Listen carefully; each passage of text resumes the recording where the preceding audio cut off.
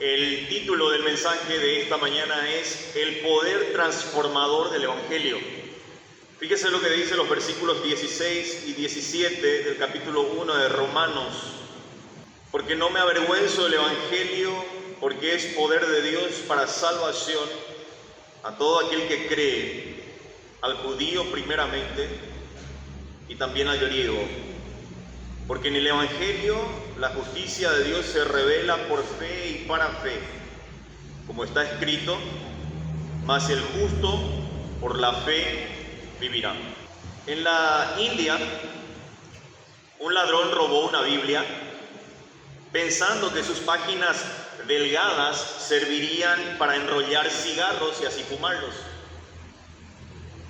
Una noche antes de usarla, leyó en esas páginas palabras como copa, beban, perdón y pecados. Ahora, trasladando esas palabras se encuentran en Mateo capítulo 26, versículos 27 y 28, donde Jesús habla de su sangre derramada para el perdón de los pecados. Ese hombre cayó de rodillas, se arrepintió, se entregó a las autoridades y luego compartió el Evangelio en prisión. El Evangelio no es solo un mensaje, sino es poder de Dios para salvación. Y generalmente cuando tenemos años dentro de la iglesia hay un concepto equivocado en los hermanos y en muchos líderes en que el Evangelio es solamente para personas perdidas que no conocen a Cristo. Pero el Evangelio lo necesitamos todos los días. El Evangelio es necesario aún para nosotros que hemos sido redimidos por la sangre preciosa de Cristo Jesús en el Calvario. Toda la Escritura, toda la Biblia en su conjunto tiene un tema central. Es Jesucristo y su Evangelio. Cuando el pastor Edwin me estaba invitando para que venga a predicar a la iglesia, estuve pensando en qué tema podría abordar en la iglesia. Y no hay un mejor tema que Jesucristo y su Evangelio. No lo hay. A pesar de que no encontramos a Cristo abiertamente en el Antiguo Testamento, la Biblia sí menciona apariciones de Cristo, precisamente de esta persona, la más importante e influyente de todos los tiempos a lo largo de la historia de la humanidad. El tema central que predomina en la revelación bíblica es precisamente Cristo Jesús. Y es precisamente el Evangelio de Cristo el mensaje más poderoso que puede llegar a existir. El Evangelio tiene y sigue teniendo el mismo poder que antes y sigue transformando personas, sigue rescatando personas de las ciudadelas del infierno. Es mediante la predicación fiel del Evangelio que Dios sigue llamando pecadores al arrepentimiento. Acerca del Evangelio, el célebre predicador Charles Spurgeon dijo lo siguiente. Escuche bien lo que él dijo acerca del Evangelio. El Evangelio se predica a los oídos de todos, pero solo llega con poder a algunos. El poder del Evangelio no reside en la elocuencia del predicador, dice Spurgeon. O de otro modo los hombres podrían convertir almas, dice él. Continúa diciendo, tampoco reside en la erudición de los hombres, o de otro modo consistiría en su sabiduría. Spurgeon decía, podemos predicar hasta que la lengua se nos caiga a pedazos, hasta agotar nuestros pulmones y morir de asfixia. Pero jamás se convertirá alma alguna a menos que la acompañe un poder misterioso, el Espíritu Santo, que cambia, dice Spurgeon, la voluntad humana. Fin de la cita en esta sección dice, señores, más nos valdría predicar a paredes de piedra que al ser humano, si el Espíritu Santo no acompaña la palabra para dotarla de poder y así poder convertir el alma. Fin de la cita. Qué impresionante descripción del poder del Evangelio. Y la iglesia hoy en día necesita imperiosamente de este poder. El poder del Espíritu Santo para que prediquemos con fidelidad el Evangelio. Solo, escuche bien hermano, el Evangelio de Jesucristo puede llegar a lo más profundo del corazón de una persona. Solo el Evangelio tiene esa capacidad. Solo el Evangelio. Es más, el Evangelio tiene el poder o la capacidad de transformar a una persona dándole un nuevo corazón, una nueva identidad. Y esto por gracia del Señor. ¿Puede usted decirme cuál es el origen del mal en el universo? Preguntó una persona a un cristiano que estaba predicando el Evangelio en una reunión callejera. Este hombre estaba escuchando la predicación, interrumpe la predicación y le pregunta: ¿usted podría decirme cuál es el origen del mal en el universo? Dijo al predicador. El predicador contestó: no señor, no puedo. Yo soy bombero de oficio, le dijo el predicador. Y cuando se nos llama a apagar un incendio, no nos detenemos a averiguar el origen del fuego, sino que procuramos salvar a las personas cuyas vidas están en peligro. El predicador continuó diciendo: mi trabajo en este momento es algo parecido. Procuro salvar a los pecadores que están pereciendo. Quizás después de que usted sea salvo en el cielo, alguien le dará la información que necesita. Los versículos que acabamos de leer expresan el tema central no solo de la epístola a los romanos, sino de toda la Biblia en su conjunto. Este par de pasajes contienen la verdad que transforma la vida de las personas. Entender y responder, escuche bien hermano, positivamente a esta verdad, escuche bien, equivale a alterar completamente el tiempo, y no solamente el tiempo, sino que la eternidad de una persona. Responder positivamente al mensaje del Evangelio puede alterar el tiempo, la naturaleza y la eternidad de una persona. Paul Washer dijo una vez: el Evangelio no es salvación para todos, sino para los que creen. Para lo demás, dice Washer, es una sentencia de muerte. Duro. Duro. El apóstol Pablo fue encarcelado en Filipos, expulsado de Tesalónica, sacado en secreto de Damasco y Berea, fue escarnecido en Atenas, considerado como un loco en Corinto, fue declarado un blasfemo y transgresor de la ley en Jerusalén, fue apedreado y dejado por muerto en Listra. Sin embargo, queridos hermanos, los líderes religiosos no lograron intimidar y mucho menos hacerlo callar a Pablo. Pablo nunca desistió ante la oposición, nunca hizo caso a las críticas, nunca se sintió avergonzado del Evangelio de Jesucristo. ¿Por qué sería Pablo tentado a avergonzarse del Evangelio aún mientras contemplaba su viaje a Roma? Por un lado, el Evangelio estaba relacionado con un pobre carpintero judío que fue crucificado. Los romanos evidentemente no apreciaban a los judíos y la crucifixión era la forma de ejecución más baja usada para un criminal. Morir crucificado en este contexto era algo despectivo, humillante, despreciable. Ahora, ¿por qué entonces poner la fe en un judío, hijo de un carpintero que fue crucificado? Para los romanos esto sonaría algo loco. Por otro lado, Roma era una ciudad orgullosa, y al ser una ciudad orgullosa, el evangelio venía de Jerusalén, la capital de una de las pequeñas naciones que Roma había conquistado. Los creyentes de aquella época no pertenecían a la alta sociedad, eran gente común y aún esclavos. Roma había conocido a muchos grandes filósofos, muchas filosofías.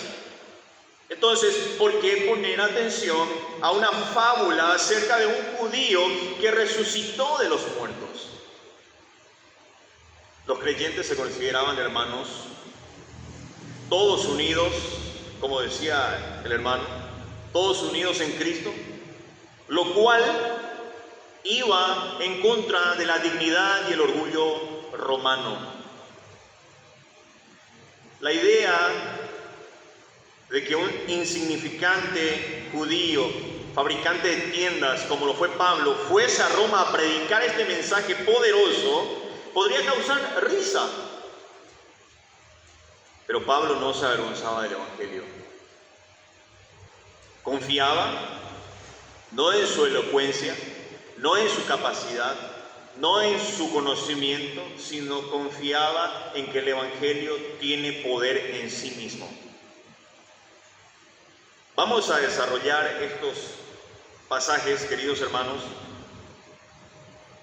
Tengo algunos puntos que quiero compartir con ustedes. Lo primero, el evangelio es poder de Dios. El evangelio es poder de Dios. El apóstol Pablo declara que el evangelio es poder de Dios. Poder es una palabra interesante. En el contexto, esta palabra era dunamis, que significa poder. Es el término que se deriva de nuestra palabra castellana dinamita. Dunamis no lo usamos hoy en día, pero sí dinamita. Y esta palabra viene de ese origen. Tiene su origen en ese poder. Este término significa eficacia, fuerza, capacidad, potencia, potestad. Es decir, en referencia a Dios, significa su energía poderosa. En otras palabras, el evangelio lleva consigo la omnipotencia de Dios. La omnipotencia de Dios, y cuyo poder es suficiente por sí solo para salvar a los hombres del pecado y de esa forma darles vida eterna. Sabemos, queridos hermanos, que el evangelio bíblico no es para nada atractivo. Es más, es hasta repulsivo e intimidante. ¿Sabe por qué? Porque saca a luz el pecado, desnuda el corazón del hombre y evidencia su orgullo. Saca no solamente a luz el pecado, sino que también saca a luz la maldad, la depravación y la perdición del hombre, y declara abominable, como les digo, el orgullo humano y la justicia que es por las obras como algo carente de valor ante los ojos de Dios. En palabras sencillas, el evangelio bíblico no es nada atrayente. ¿Por qué? Porque va directo al corazón del hombre, y el corazón del hombre está plagado, usan ese término aquí, plagado de orgullo. Generalmente para el pecador el evangelio no es una buena noticia, sino una mala noticia. Es por esa razón que cuando escuchan por primera vez, reaccionan a menudo con argumentos o teorías contra tal mensaje. Es por esa razón que cuando usted predica a alguien el evangelio bíblico, dicen: no, yo soy buena gente. ¿Conocen a alguien así? yo no necesito de un Salvador porque yo soy una buena gente, yo soy una buena persona. Yo no necesito de un Salvador. Es más, soy más buena gente que muchos de los que están dentro de la iglesia. Hay argumentos similares. Sin embargo, Pablo no se avergonzaba del Evangelio. ¿Por qué avergonzarse del poder de Dios? Llamativamente, más que otra cosa, Roma se jactaba de su poder. Grecia, por ejemplo, en ese contexto se jactaba de su filosofía, de su sabiduría. Pero Roma se jactaba de tener poder. Porque el imperio romano ha conquistado absolutamente todo lo que encontraba a su paso. Entonces, Roma se jactaba de poder. Imagínense un pueblo que se jactaba de poder recibir esta noticia.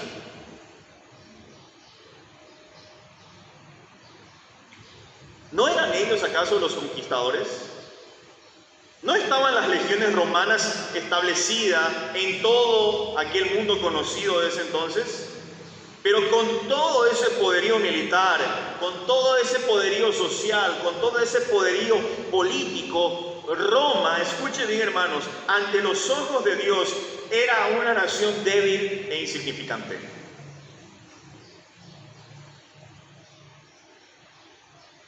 El gran filósofo Séneca llamó a Roma, escuche bien cómo lo llamó a Roma, pozo negro de iniquidad o de maldad. El escritor Juvenal llamó a Roma, escuche bien cómo lo llamó ahí, el drenaje asqueroso por el cual corre la escoria del imperio. Imagínense. No es necesario preguntar por qué Pablo no se avergonzaba. Estaba llevando a Roma el único mensaje que tiene poder para cambiar la vida de los hombres. Pablo había sido testigo y había visto el Evangelio obrar en otras ciudades impías como Corinto y Éfeso.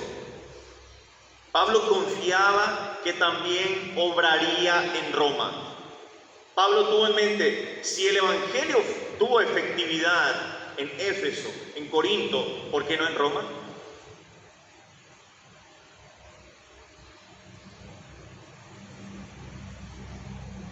Muchas personas desean cambiar en su interior. Y quizás de todos los que estamos aquí yo soy el primero, porque tengo muchas debilidades con las cuales sigo luchando. Yo deseo cambiar muchas cosas que no edifican. Pero hay personas que aún no conocen a Cristo, que desean igualmente cambiar su forma de ser. Existen un sinnúmero de programas, existen un sinnúmero de filosofías, de terapias y hasta de religiones que prometen satisfacer esos deseos. Prometen. No se puede negar que muchos de estos programas, terapias, filosofías han tenido un efecto positivo. Muchos se han sentido mejor. Pero estas ideas promovidas por los mismos hombres no tienen la capacidad ni el poder para quitar y arrancar el verdadero problema del hombre, el cual es el pecado. Si vas a un psicólogo, el diagnóstico que te da el psicólogo generalmente es que tus problemas son a raíz de tu pasado, trauma y todo tipo de cuestiones negativas que has sufrido en tu infancia o quizás en tu adolescencia, y hasta lo vinculan con lo hereditario. Tu papá y tu mamá fueron así. Pero a la luz de la palabra del Señor, el verdadero problema del hombre es el pecado. Es el pecado. El hombre, escuche bien hermanos, no tiene en sí mismo el poder para cambiar su propia naturaleza. No lo tiene. No lo tenemos. Únicamente el poder de Dios tiene la capacidad de derrotar la naturaleza pecadora del hombre e implantarle nueva vida espiritual. Solamente el poder transformador del Evangelio. El Evangelio sigue transformando, sigue llamando. En las Escrituras vemos a un perseguidor llamado Saulo transformado en siervo de Cristo, posteriormente llamado Pablo.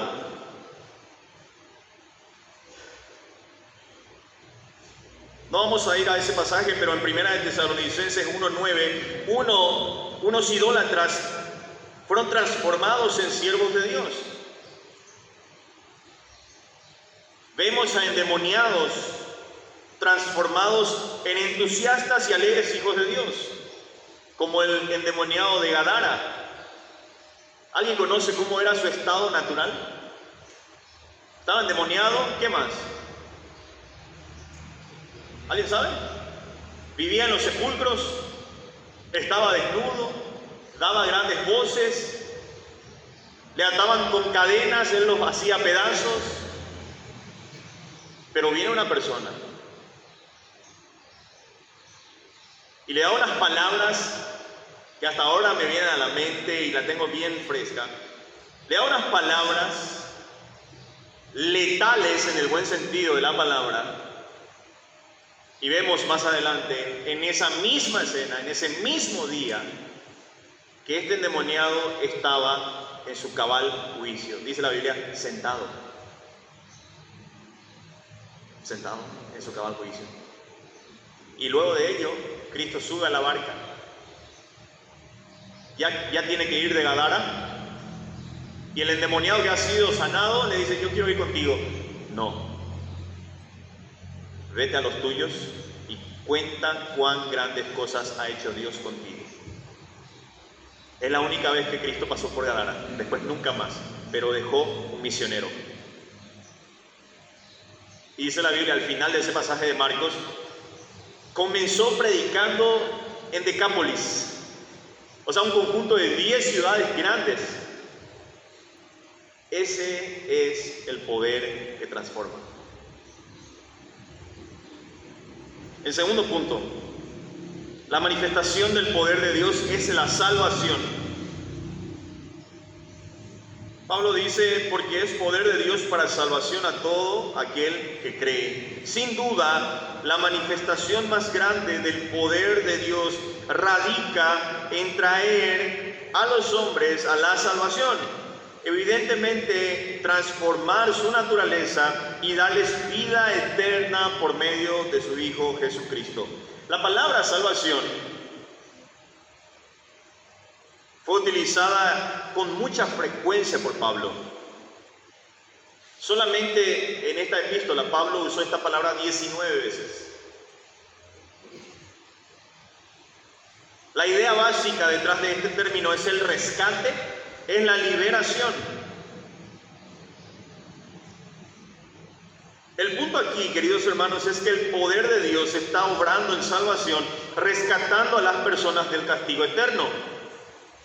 La idea básica de salvación es la liberación. ¿Pero liberar de qué? Las personas podrían decir, pero ¿liberarme de qué si yo estoy más libre que nunca? Es que hay una esclavitud espiritual. Las personas naturales, las personas que no conocen a Cristo, son esclavos del pecado, esclavos de Satanás. Dice Pablo en Efesios, por naturaleza erais hijos de ira, hijos de desobediencia, siguiendo la corriente de este mundo. El Evangelio libra a los pecadores del poder del pecado, del poder de las tinieblas y del poder de Satanás. Sin duda alguna, la necesidad más grande de las personas en este mundo es la salvación de sus almas. Pero esta gente no te va a decir eso. Luego, al salir de aquí, usted puede hacer ese sencillo ejercicio y pregúntele a los que no conocen a Cristo, ¿cuál es tu mayor necesidad? ¿Qué piensas sobre ello? ¿Qué crees de acuerdo a ello? Y no te van a decir que es la salvación de sus almas. No te van a decir. La salvación es por medio solamente de la fe en Jesucristo. Solamente por la fe en Jesucristo es que las personas pueden ser salvos del juicio y de la ira de Dios.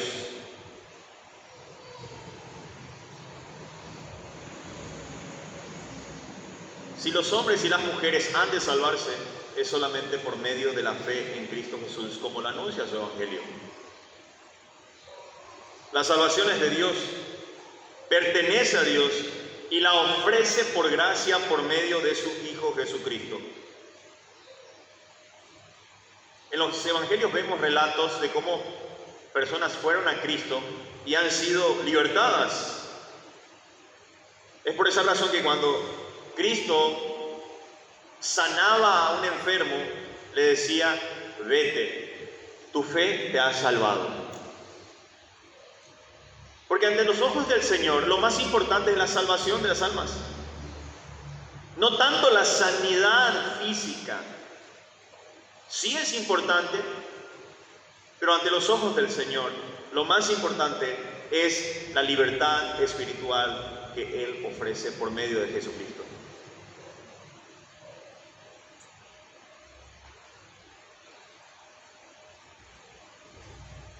Todos aquellos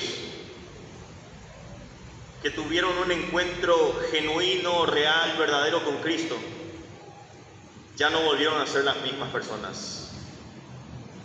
De modo que si alguno está en Cristo, ¿qué pasa? Nueva criatura es. ¿Qué más? Las cosas viejas pasaron. He aquí, algunas son hechas nuevas. ¿Qué dice? Todas.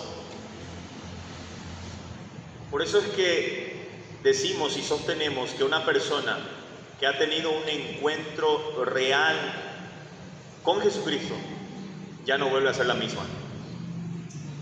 Ya no vuelve a ser la misma.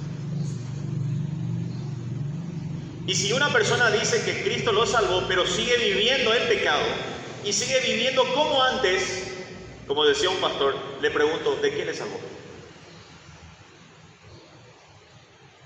Los frutos son lo que determina si una persona está en la fe, si uno es hijo de Dios. Las buenas obras son evidencias de la salvación, no son el medio, son los frutos. La salvación por medio de Cristo es la poderosa mano de Dios obrando en los hombres, rescatándolos de una triste condición rumbo a una muerte eterna. Si usted no se ha dado cuenta, muchas veces no nos damos cuenta, el mundo en el cual nosotros vivimos, es un enorme cementerio de personas que están viviendo, pero están muertas. Dice la Biblia que hay dos caminos, el ancho y el angosto. En el ancho, todos son bienvenidos. No hay restricciones, no hay disciplina. Mientras más cosas depravadas haces, más sos bien visto. Todo el mundo es bienvenido ahí.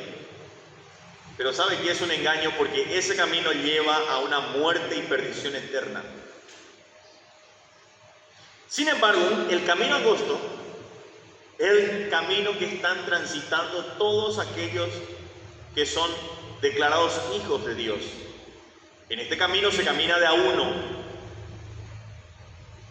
¿Hay tropiezos? Sí. ¿Llantos? Sí. ¿Caídas? ¿Obstáculos?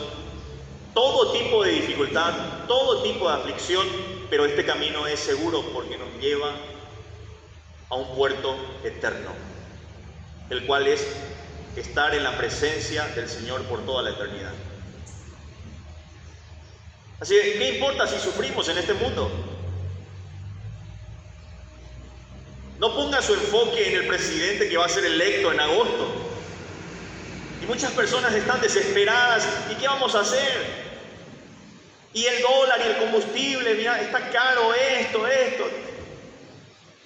No ponga su enfoque ni su esperanza en el gobierno que viene. Ponga su esperanza solamente en Cristo. Puestos los ojos en Jesús. No le digo y no le prometo que vamos a pasar de maravillas, pero Él prometió su presencia. Y si Cristo prometió su presencia, es más que suficiente para seguir confiando, para seguir caminando. El tercer punto, el paso crucial a la salvación es la fe. La fe es la clave que está relacionada con el Evangelio. Todo aquel que cree transmite la idea de básicamente confiar, abandonarse a sí mismo o tener fe o confianza en alguien que no sea uno mismo. La fe salvadora es la confianza en Dios puesta en su palabra. El que cree en el Hijo tiene vida eterna, según Juan 3:36. Ahora, la fe no la producimos nosotros. Según Efesios 2:8 dice que la fe es un regalo de Dios, es un don de Dios. La salvación es sobre el principio de la fe. Sin embargo, la fe, como les dije hace un momento, se manifiesta en buenas obras. La salvación no es una profesión verbal de ser cristiano, ni tampoco equivale al bautismo. Para nada, ni tampoco eso puede reducirse a la asistencia en los cultos. Con lo que quiero decir es que no nos volvemos hijos del Señor por bautizarnos o por venir cada domingo a la iglesia. La iglesia nos salva. Lo único que salva es el poder transformador del Evangelio. Es lo único. No es por asistir fielmente a la iglesia o vivir una vida de autodisciplina y sacrificio. La salvación es creer en Cristo Jesús como Señor y Salvador. Pero muchos de nosotros lo tenemos a Cristo solamente como Salvador y no lo queremos tener como Señor. Si lo tenemos y si decimos que Cristo es nuestro Señor, ya nuestra vida depende de Él. Nuestros deseos tienen que estar motivados a un servicio hacia Él. La salvación viene como resultado de renunciar a nuestra propia capacidad para hacer el bien a nuestras obras. Es depositar nuestra confianza en la obra de Cristo. Escuchando todo lo que estoy desarrollando, quizás algunos de ustedes dicen, pero ya yo lo sé eso, pastor. Yo ya soy salvo. Ya mi familia es salva. Y gloria a Dios por ello. Pero usted tiene una responsabilidad de que esa semilla que usted ha recibido, la semilla del Evangelio, tiene que compartir con otros. El objetivo más importante de la iglesia es llevar este mensaje. Es el más importante. Como último punto, la justicia que viene de Dios. En Romanos 1:17, fíjese lo que dice. Porque en el Evangelio la justicia de Dios se revela por fe y para fe. Porque está escrito, mas el justo por la fe vivirá. Este versículo es clave en toda la carta a los romanos. La justicia de Dios. La justicia de Dios se emplea, escuche bien, más de 35 veces solamente en Romanos. Solamente en Romanos. La justicia de Dios se revela en el Evangelio. ¿Sabe por qué? Porque en la muerte de Cristo Dios reveló su justicia castigando el pecado y en la resurrección de Cristo Dios reveló su justicia poniendo la salvación al alcance del pecador que cree. Lo único que nosotros aportamos para nuestra salvación, ¿sabe qué es? Nuestros pecados. Después más nada. No aportamos absolutamente nada porque somos salvos por gracia. Y si tenemos el concepto de que fui salvo, soy salvo por lo que yo soy, o que quizás vio Dios en mí, quizás algo bueno, por eso me llamó, no. La salvación es por gracia y siempre lo será. Si hay un 0,1%, escuche bien, si hay un 0,1% de merecimiento, ya no es gracia. Ya no lo es.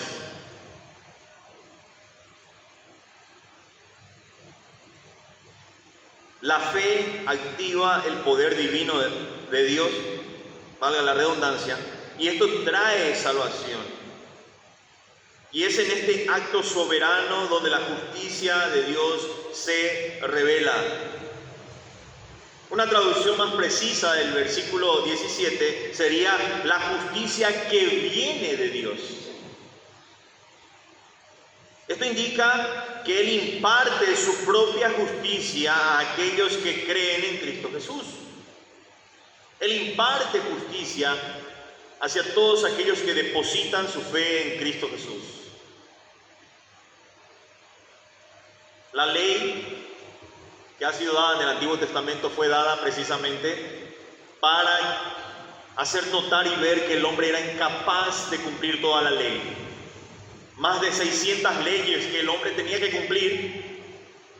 Era tan alto el estándar, dice la Biblia, que si eres transgresor de una sola ley, eres transgresor de todas las demás. Imagínense estar cumpliendo 300 y en el 301 te tenía problemas. Lo anulaba todo, completamente los otros. Entonces Dios en su plan divino envía a una persona que sí era capaz de cumplir la ley, Cristo Jesús. Él muere, resucita, y en este nuevo pacto de la gracia, cuando una persona deposita su fe en aquel que ha muerto en la cruz del Calvario, deposita su fe en aquel que ha cumplido toda la ley, Dios, ¿qué dice? Esta persona es justificada, no por él mismo, sino por Cristo. ¿Van entendiendo, hermanos? La idea es que sea claro, porque esto es importante entender. Es el mensaje más importante que uno debe llegar a entender, el mensaje del Evangelio.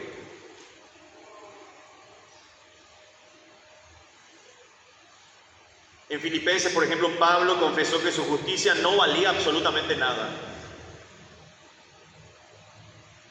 ¿Cómo puede un Dios santo perdonar a los pecadores y aún permanecer santo?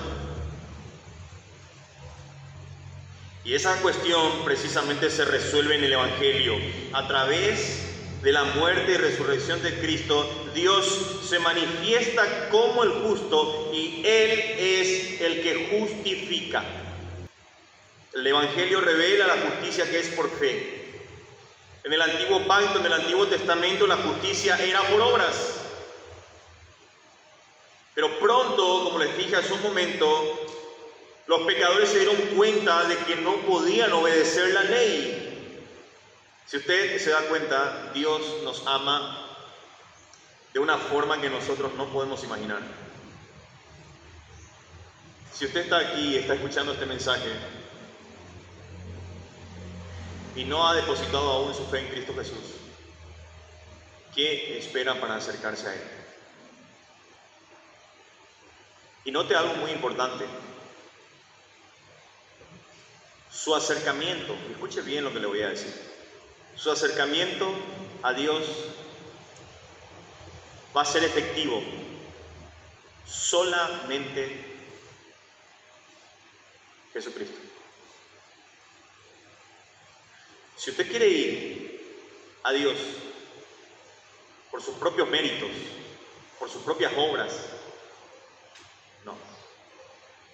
Su acercamiento a Dios va a ser aceptado solamente por la fe en Cristo Jesús. No hay más. Antes de concluir este mensaje, quiero compartir con ustedes algunas aplicaciones de cómo esto puede ayudarme hoy día. No te avergüences de compartir tu fe, como primer punto. El Evangelio dice que es poder. Pablo declara que el Evangelio no es una idea, no es una filosofía, es el poder de Dios mismo para transformar vidas. Cuando estás compartiendo tu fe, estás ofreciendo a otros la oportunidad de experimentar este poder transformador. Pero tenga cuidado, querido hermano, querida hermana, tenga mucho cuidado de que el Evangelio ha sido efectivo en su vida para poder compartir con otros. Porque si yo tengo la intención de compartir el Evangelio y en mi vida no se está evidenciando el cambio, ¿qué van a hacer las personas? Como decía, estaba en una iglesia y me han elegido como su pastor y ha pasado unos 2 meses de eso.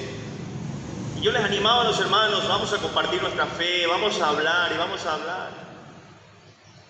He ido a otro barrio y le hablé a una persona, vecina de la iglesia, y le dije, mira, te invito a la iglesia, luego de compartir el Evangelio, te invito a la iglesia, nos reunimos. Y me dice, fulana de tal va a su iglesia. Y yo con toda la cara sonriente, así, sí, le digo yo, sí, le digo. Agachó la cabeza y dijo, no, si voy a ser como ella, mejor no voy. Y me quedo como estoy. Por eso le digo, hermanos, tenga mucho cuidado que el Evangelio haya sido efectivo en su vida antes de compartir con otros. Decía alguien, el testimonio de una persona es la única Biblia que van a leer muchos. Y es cierto. Sean valientes. No tengan miedo de compartir este mensaje poderoso. Tiene poder en sí mismo este mensaje. El poder no radica en la persona que está llevando este mensaje. El poder radica en ese mensaje mismo. En segundo lugar, cree en el poder transformador de Dios. La fe es esencial. La salvación viene por la fe. Cuando creemos en Jesús y en su sacrificio en la cruz, experimentamos una transformación profunda en tu vida, en nuestras vidas. Si no haya sido por el Evangelio, yo no estaría aquí. Y si no haya sido por el Evangelio, nadie de los que estamos aquí estuviera aquí. El Evangelio no solamente salva, también transforma. Por eso es que vemos a personas que tenían una práctica pecaminosa y han creído en Cristo Jesús y han abandonado todo eso. Permitamos que el Espíritu Santo trabaje en nuestros corazones y nos moldee a la imagen de Cristo. Hay muchas cuestiones que pulir aún. Hay muchas cuestiones, hay 2 naturalezas en nuestras vidas. 2. La antigua y la nueva. Y estas luchas son muy evidentes. Es por esa razón que usted, cuando quiere venir a la iglesia, encuentra todo tipo de dificultades. Problemas, peleas, rencillas, discusiones. Y así venimos a la iglesia. Porque una parte quiere hacer las cosas bien, pero otra parte se opone. Ahora, ¿cuál de estas naturalezas tiene que prevalecer? Evidentemente la nueva. ¿Y cómo vamos a hacer que prevalezca la nueva naturaleza? Alimentándola. ¿Y cómo la alimentamos? Lectura de la palabra, reflexión en la palabra, asistencia en los cultos, comunión entre hermanos, compartiendo la fe. Así se alimenta la nueva naturaleza. Y por último, enfócate en la justicia de Dios. La justicia de Dios no se gana por obras, hermanos. Esto se recibe por la fe en Cristo. Es un regalo que Cristo nos ofrece gratuitamente. Demostremos esta gratitud por la gracia de Dios viviendo una vida que agrade y honre el nombre santo del Señor. Pablo en su carta a los romanos también dice: presentáis vuestros cuerpos en sacrificio vivo, santo, agradable a Dios, que es vuestro culto racional. En resumen, este pasaje nos invita a ser valientes testigos del Evangelio. Este pasaje nos invita a confiar en el poder transformador de Dios y a vivir, por sobre todo, una vida centrada en su gracia. Al aplicar estos principios a nuestras vidas diariamente, vamos a experimentar una mayor conexión con Dios y vamos a hacer una bendición para los demás.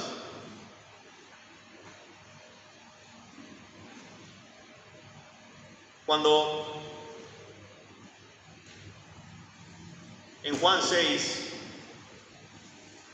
Cristo alimenta a 5,000 mujeres y no se cuenta varones y niños, se calcula que han sido más de 10,000 personas que han sido alimentadas por Cristo.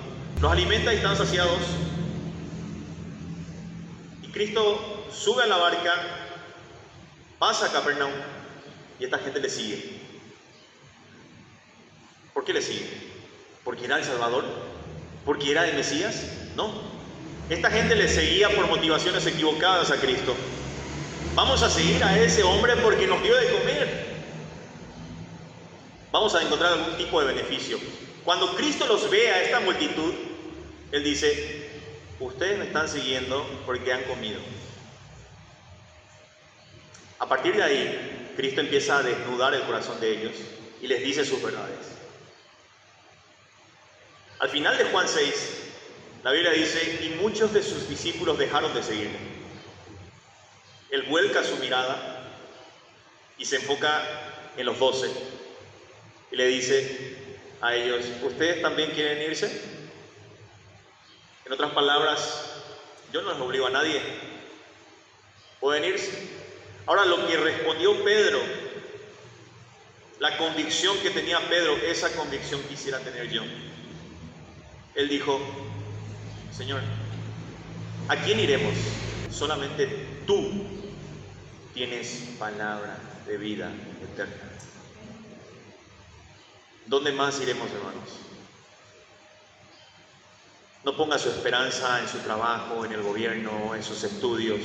Ponga su esperanza en el único que puede darle la vida eterna. Y ya cuando parta de este mundo y mire quizás el panorama que ha sido en este mundo, se va a dar cuenta que valió la pena seguir a Cristo. Que el Señor les bendiga, queridos hermanos. Voy a pedir que se pongan en pie. Vamos a terminar con una oración. Oremos. Padre bendito, amado Dios, Señor, gracias por tu palabra. Señor, gracias porque has enviado a tu Hijo Jesucristo a morir por nosotros en la cruz del Calvario. Señor, sigue llamando cautivos al arrepentimiento. Que esta iglesia sea el medio que tú puedas utilizar a todos los hermanos, al pastor, a los líderes, para que este mensaje sea entregado, Señor, sea llevado.